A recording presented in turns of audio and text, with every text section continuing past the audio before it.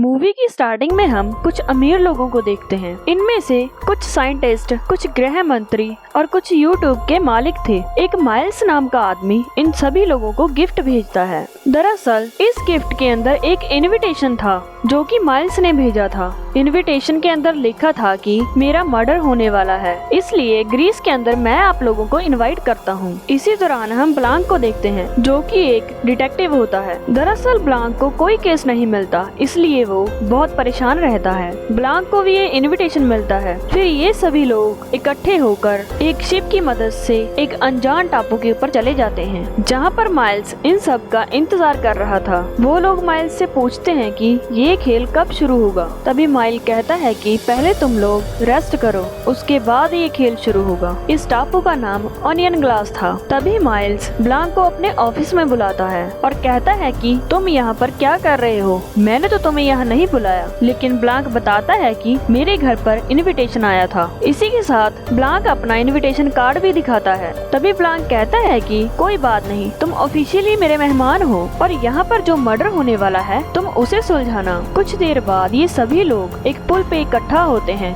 और एंजॉय करते हैं। लेकिन किसी को भी ये क्लियर नहीं था कि माइल्स ने उन्हें यहाँ पर क्यों बुलाया है। माइल्स की बातों से ये पता चलता है कि पहले वो लोग आम आदमी हुआ करते थे, लेकिन माइल्स की हेल्प से वो सभी लोग आज अमीर बन गए हैं। माइल्स की हेल्प से ही इन सब का बिजनेस ऊपर हुआ है। तभी ब्लांक माइल्स से पूछता है कि ऐसी कौन सी चीज है जो सभी को एक करती है, और कहता है कि मैंने सुना है कि तुम्हारी पहले किसी के साथ नहीं बनती थी। तभी माइल्स गुस्से में उसे एक लंबा चौड़ा भाषण सुना देता है और कहता है कि हमें शुरुआत हमेशा छोटी चीजों से ही करनी चाहिए, तभी हम किसी बड़े मुकाम तक जा सकते हैं। इन्हीं लोगों के बीच हम एक एंडी नाम औरत को देखते हैं। वो माइल्स का ये भाषण सुनकर बोलती है कि अच्छा ही हुआ तुमने सच बता दिया। वो सभी लोगों को कहती है कि आज तक तुम लोग माइल्स के तलवे चाटते आए हो। साथ ही एंडी सबको ये भी याद दिलाती है कि तुम लोगों ने कोई न कोई गलत काम किए थे, लेकिन तुम लोग माइल्स की वजह से ऊपर बैठे हो। माइल्स गलत काम कर रहा है और तुम लोग उसका साथ दे रहे हो। तुम सभी को अपने आप पर शर्म आनी चाहिए।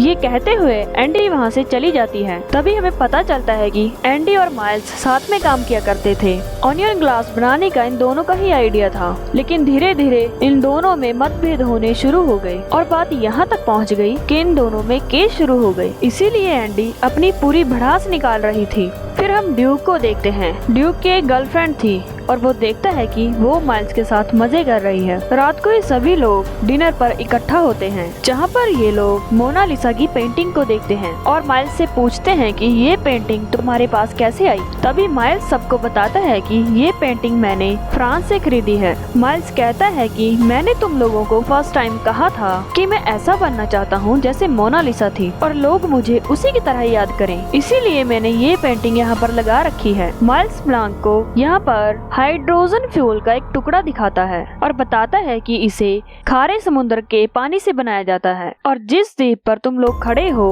वो पूरा द्वीप इसी फ्यूल से चलता है। तभी कुछ लोग कहते हैं कि ये काफी खतरनाक हो सकता है क्योंकि अभी तो इसकी जांच भी नहीं हुई। तभी माइल्स इन सबको खाने के टेबल पर ले जाता है। तभी माइल्स सबको बताता है कि हम लोग एक गेम खेलने वाले हैं जिसमें मेरा मर्डर होने वाला है और आप सभी को मिलकर उस कातिल को ढूंढना है जिसने मेरा मर्डर किया है। इसी के साथ माइल्स ये भी बताता है कि ये सिर्फ एक गेम है, मेरा असल में मर्डर नहीं होने वाला। लेकिन तभी मिस्टर ब्लांक इस केस को 2 मिनट में सुलझा देता है। बाद में माइल्स ब्लांक पर बहुत गुस्सा करता है कि तुमने मेरा सारा काम बिगाड़ दिया। तभी ब्लांक उसे कहता है कि ये सब मैंने जानबूझकर किया है। तुम उन 7 लोगों को यहाँ पर लेकर आए हो जो तुम्हारे खिलाफ कभी भी हो सकते हैं। साथ में ही तुम उन लोगों को अपने आप को मारने की प्लानिंग भी बता रहे हो। ऐसा ही होता है कि कोई अंधेरा कमरा हो और उसमें गन लोड कर रखी हो। बाकी सभी लोग नीचे ही बैठे थे और आपस में बातें कर रहे थे कि हम सब यहाँ से कल सुबह निकल जाएंगे। तभी एंडी वहाँ पर आती है और ड्यूक से झगड़ा कर चली जाती है। बाद में ये सभी लोग ड्रिंक करते हैं और साथ में डांस भी, और इसी दौरान ड्यूक की मौत हो जाती है। ये मौत उसकी सांसें रुकने से हुई थी। ब्लांक सभी को ड्यूक की बॉडी से दूर रखता है। तभी सभी लोग देखते हैं कि ड्यूक अपने पास गन रखता था,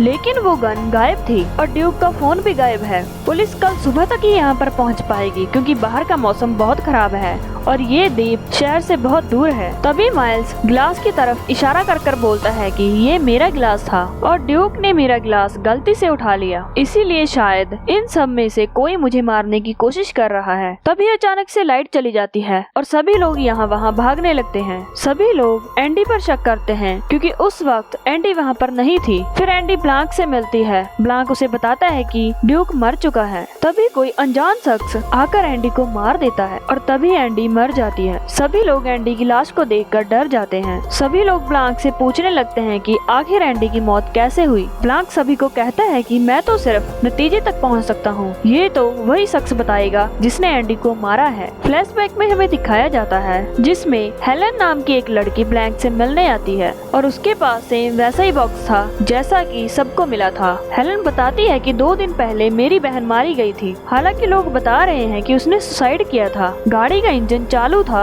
और गाड़ी गैराज के अंदर थी, लेकिन मुझे ये मर्डर लगता है क्योंकि जब मैं अपनी बहन के घर पर गई तो वहाँ पर सारा सामान बिखरा पड़ा हुआ था। जब मैंने अपनी बहन के कंप्यूटर पर ईमेल को चेक किया तब वहाँ पर ये ईमेल आया हुआ था जिसमें एंडी ने लिखा हुआ था कि मुझे ये मिल गया, अब मैं उसे बर्बाद कर दूंगी। और ये ईमेल एंडी ने उन लोगों को भेजा था जो कि इस वक्त ग्लास ओनियन में थे, लेकिन किसी ने भी मेल का रिप्लाई नहीं किया था। लेकिन ये रेड एनवेलप वहाँ से गायब था। इसीलिए हेलन कहती है कि मैं आपकी मदद चाहती हूँ।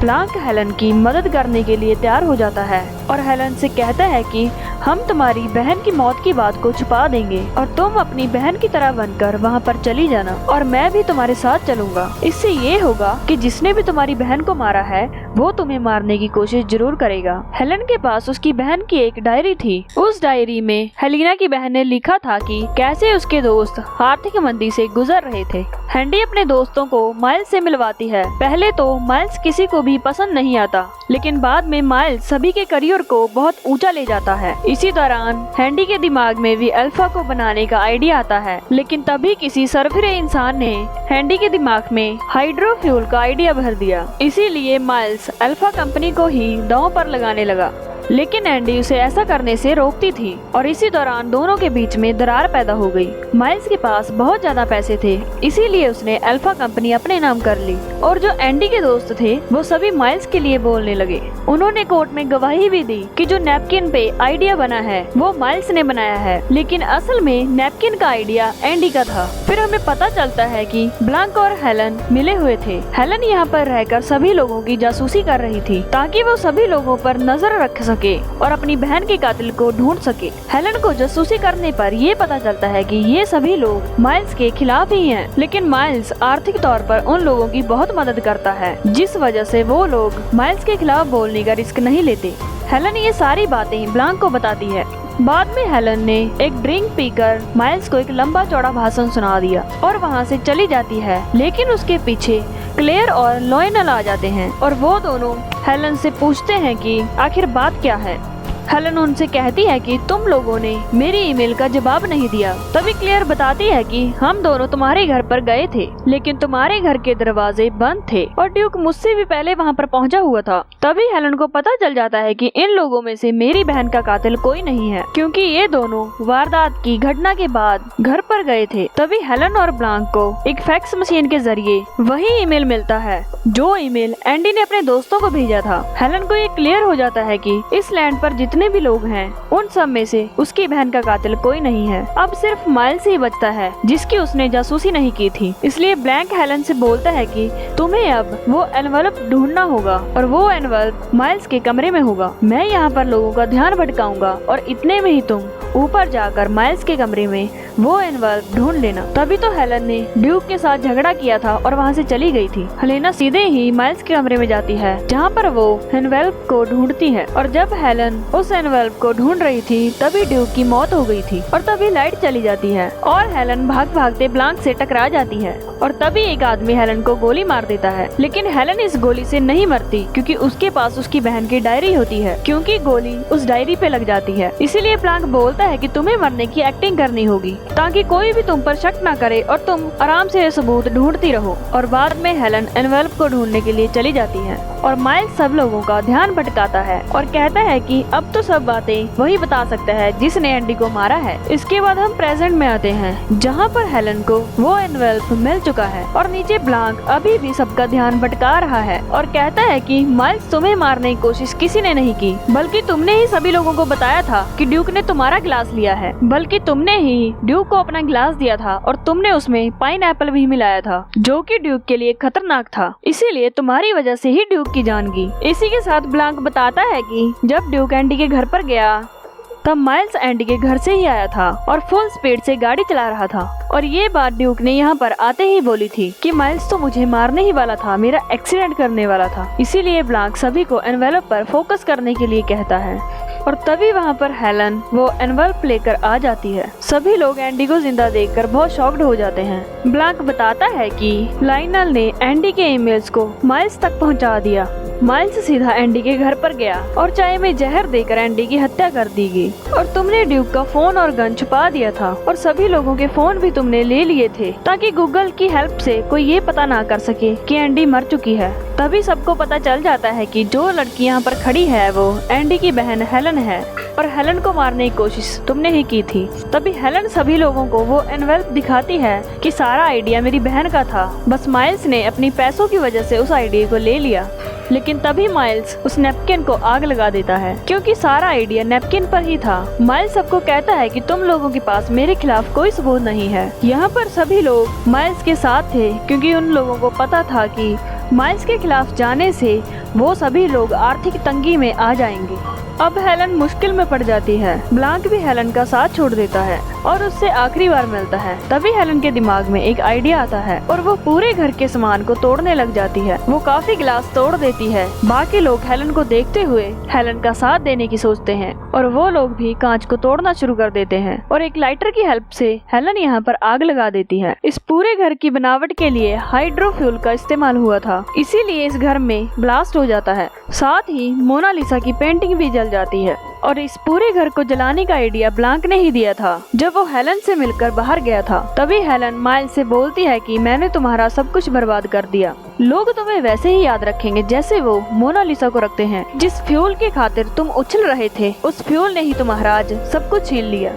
फिर बाकी लोग बोलने लगते हैं कि हमने तुम्हें नैपकिन जलाते हुए देखा था और हम कोर्ट के अंदर इस बात की गवाही देने को तैयार हैं। जो लोग माइल्स के तलवे चाटते थे वो आज सभी लोग माइल्स के खिलाफ हो चुके हैं क्योंकि उन लोगों को पता चल चुका है कि माइल्स बहुत ही बुरा इंसान है। ब्लांक समुद्र के किनारे पर बैठकर ये सब देख रहा था और समुद्र से 3-4 जहाज आ रहे थे। इसका मतलब ये है कि माइल्स को अब जेल जाना पड़ेगा क्योंकि उसने एंडी और ड्यूक का कत्ल किया था और अब इस बात की गवाह भी है। और इसी के साथ ये मूवी यहीं पर खत्म होती है। जिसके बारे में आपकी क्या राय बनती है मुझे प्लीज कमेंट बॉक्स में जरूर बताइएगा। साथ ही वीडियो को लाइक, शेयर और हमारे चैनल को सब्सक्राइब करना मत भूलिएगा। हम मिलते हैं गाइस नेक्स्ट वीडियो में। Thanks for watching.